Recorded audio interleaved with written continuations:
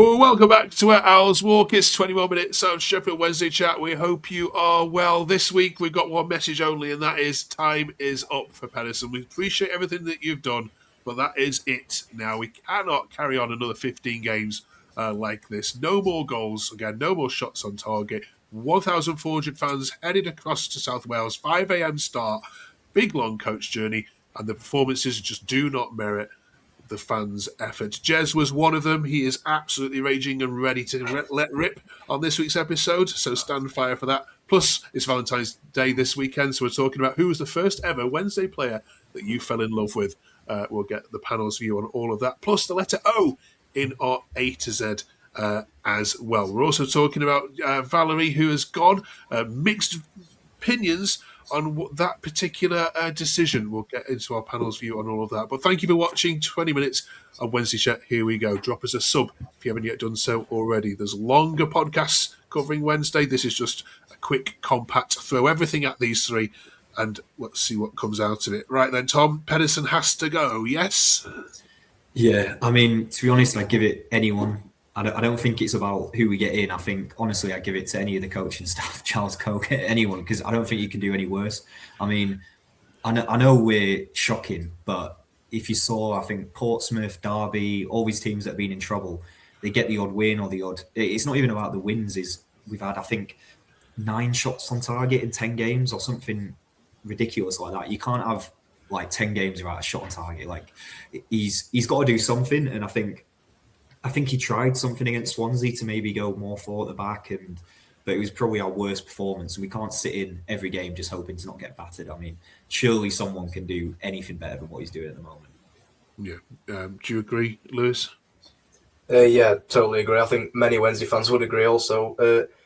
I saw a tweet, I think it was Joe Cran or someone tweeted out saying he's got the hardest job in the EFL. I don't know if you saw that, but I think I just disagree. I think anyone, like Tom said, anyone would have a good go. Anyone would have a fighting chance, and it doesn't seem like no goals since Boxing Day. It's just not a fighting chance. It's a give up before the first whistle's gone. I think sack him. I know it's harsh and the situation he's in, like we say every week, but get rid of him, get someone else in, and give it a go. I think we've got the capability to be able to go for it, and maybe. We brought a couple of players in that do look lively. So maybe why can't we get a goal and hit a win here and there if it's someone else in charge? Okay, let's look at some social media takes as well. Then we get Jez's view on it as well. Ben says, no shots, no goals, and XG lower than a snake's belly. Absolutely embarrassing. Forget your gushing positive sound bites, Pederson. The most positive thing you can do is walk away. I don't want you, and this was echoed by so many as well, I don't want you in charge of this team against that lot, because it will realistically be double figures if you are. Jez, Phil, for you, because you were there yesterday, 5 hours there, 5 hours back. Credit to you. The Swansea fans have also said, don't know how you do it. How are you feeling? Fine. It's just fair play to him. He tried something different, but then he left 2 centre midfielders that the shortest and the least experienced I think we've had in our history. They just got overrun. They weren't, we weren't compact enough. We tried to play a 4-4-2, and then we've got players that don't put the effort in. Jamal Lowe didn't touch the ball for 20 minutes, 25 minutes maybe. I didn't forget you're playing. They weren't tracking the runners, so the first goal came from an overlap. McNeil just stopped, and then Palmer didn't follow a runner anyway, so. They got to stop the ball at source. There's a problem at the back stick, but they got to stop the ball first off.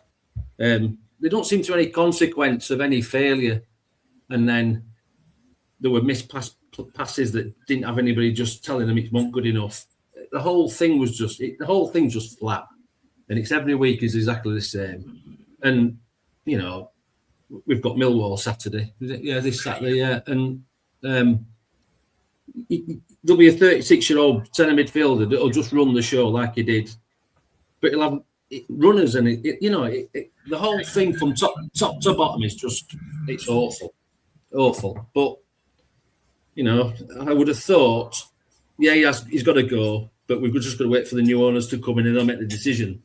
And if they've been watching it, then there's only one decision to make, I'd say. Yeah. I mean, as Tom said, Jez, I mean, would you agree? Just give it to any of the coaching staff at the moment? I mean, it's surely a different voice would just help. I would say that if the new owner comes in, let's say it's in middle of March, end of March, whatever it's going to be, they've probably got an idea of who they want to bring anyway.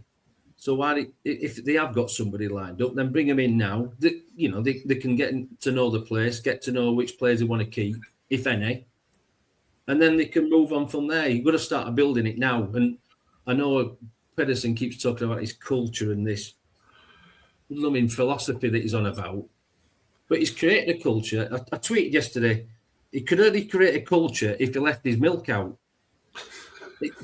It just there's nothing. It's just nothing behind it. So this culture that we're building, he moves his hands a lot, and we're just creating a losing culture and a little losing philosophy, and everyone's just gonna, it's painful, really.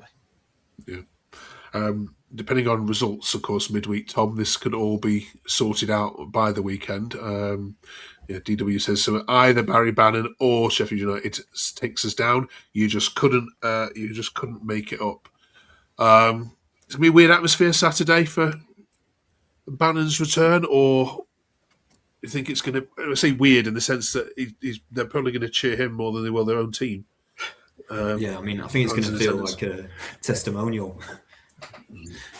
I think everyone's going to be just there to see Bannon, and then we're all hoping. I mean, at least I am, that we'll go down against them. Against Millwall rather than them. I've been saying it. If Pederson has done his maths and he's just trying to lose every game on purpose, so we go down against Millwall, then maybe he's a bit smarter, I think. But I think it's going to be a weird atmosphere where everyone's almost happy to go down in that game because they don't want to go down the next game. But yeah, I think it's going to be tough, and I think Bannon coming back will just, if he starts, he'll just run the show like Jess said, and we haven't got anyone who can get close to him. There's a couple of tweets that have reminded us, Lewis. I mean, we can be cross at Pederson, can't we? But let's not forget Swansea in all of this. Relegated in February. He's the only one really that our anger should be directed towards, isn't he? I mean, definitely hot. Like, the blame is on one man, but from when did he go? Sort of November. Was it October, November time? I think from there he should have turned a new leaf and should have started giving a fighting chance. I think we need to stop putting. I know it's hard because the blame is on him from the top, but we need to stop putting the blame on Chance Theory's fault. It's Chance Theory's fault, because I think from now we've had however many games, and we should be scoring one goal in however many games, like 9 games or whatever. We should be doing better than that. I know it's an easy blame to just go, blame the chairman, but part of the problem is the team's fight and Pedersen's tactics and things like that. So yes, it is ultimately his fault, but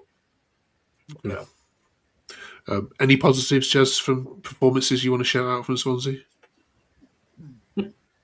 The 3 new players looked a bit lively to start with, and then as a team sunk further and further deeper, it just became a calamity. So those players lost their impetus within the side, but that's because there's no leader. We haven't got a proper captain. We've got a token gesture who's been there the longest. You've got to have leadership, and you've got to have somebody to say that and push people to get better or try harder and do the right thing. And we just don't have that. So it's positive 3 new lads coming on. Just one thing about Chance. Chance Theory got rid of 14 players or what it was. But he don't do the coaching, and he doesn't do the bits that pinch that. So, as Lewis just said, you've got to try something different. He's not stopped us having 10 shots on targets. We've only had 1 goal since Boxing Day. He's not stopped us doing that. It's that one at the top, and the tactics and the way that we're trying to build. He gets frustrating now. Just I can feel it. I'll have to have a coffee when we finish. You need a therapy dog, yeah.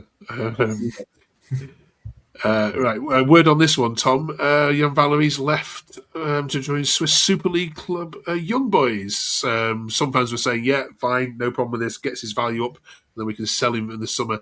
for a higher value. Other fans are a little bit mixed. What's your take on it?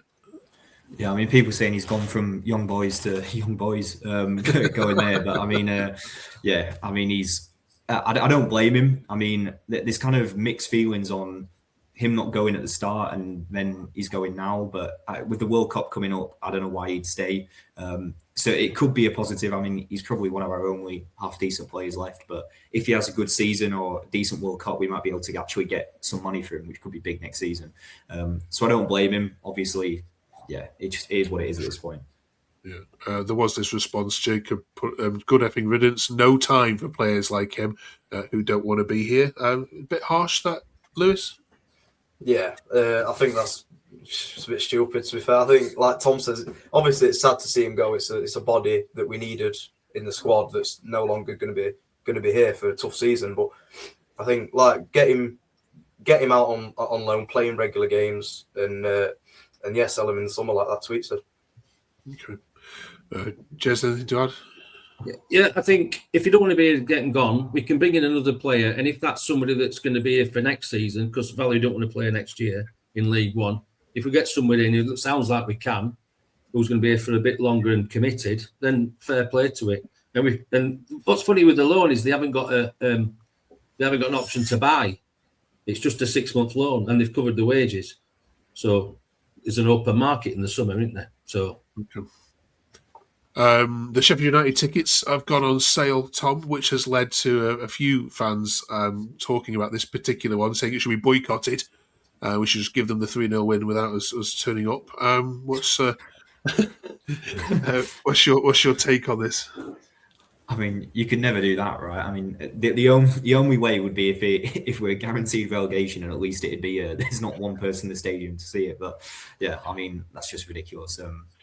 Yeah, I don't know why. I know people hate these games, and yeah, in our state, I think we're gonna get battered. But you never know. Like, you never know in football. We could get. Well, I'm saying that we won't get a shot on target, but I mean, yeah.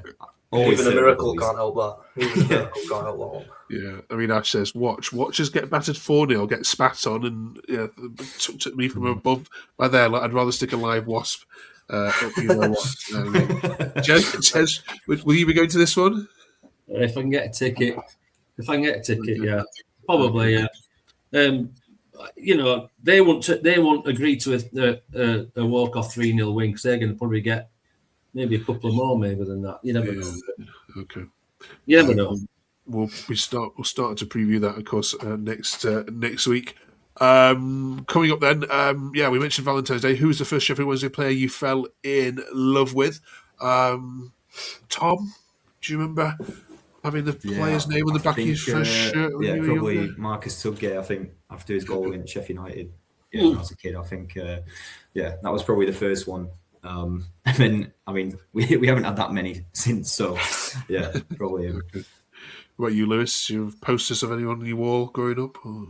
It's a bit of a weird one. I've got Daniel Padil on a shirt there. He used to be on the back of my top every time. It's a proper weird one, I know, but that was my favourite player. Okay, Bill.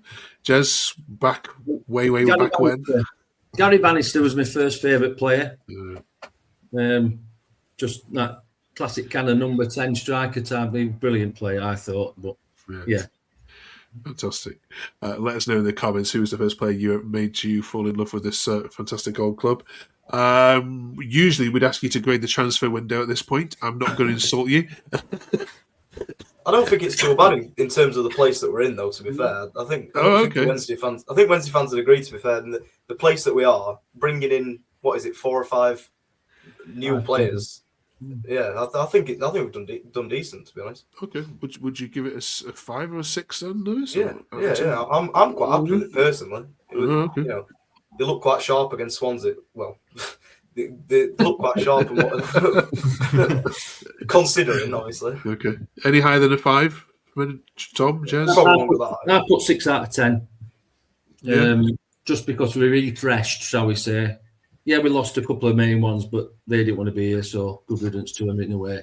But yeah, it's 6 out of 10. But it's is it worthless? We'll find out if they stay next year. That's my thought. Are they planning next year, or is it just to now until the end of the season? But Good stuff. Right then, A to Z rolls on to a very difficult letter this week. O. So what have we got for this? Anything? Anybody? We allowed you to put overhead kicks in, don't forget, as well last week. Yeah, I struggled with O, especially in my lifetime. I don't think there's been many other than I'll take Bayo or maybe.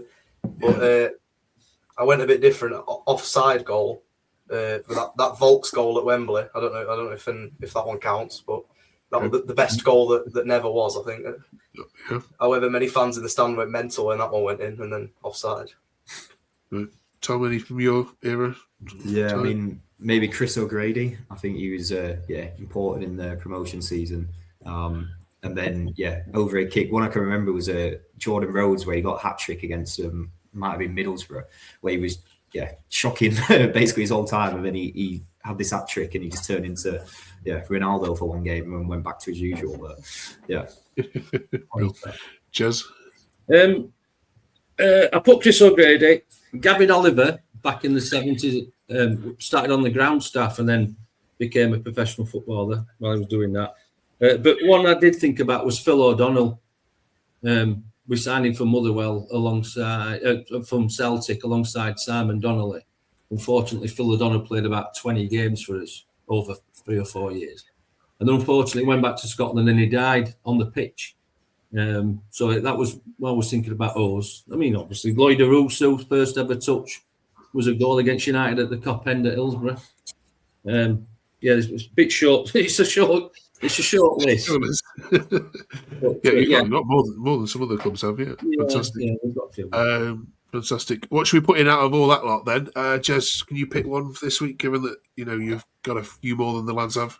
I would say on perform, you go Chris O'Grady. It was mentioned before. Yeah. Okay. Fantastic. Right. Chris O'Grady gets in for O. Next week is the letter P. A little bit easier. So think about that one. We're also talking about penalties next week as well. Who would you want behind a last-minute penalty of all Sheffield Wednesday players of all time? Plus, what's the most important penalty you've seen live scored by a Wednesday player? A couple of answers for that one next week. As we roll on to P and then Q, God help us, the week after. Join us for both of them. Enjoy Bannon's return this weekend at Hillsborough. We'll catch you next week to, of course, look ahead to that lot. Thanks so much for watching. Drop us a sub and like if we haven't yet done so already. Have a good week.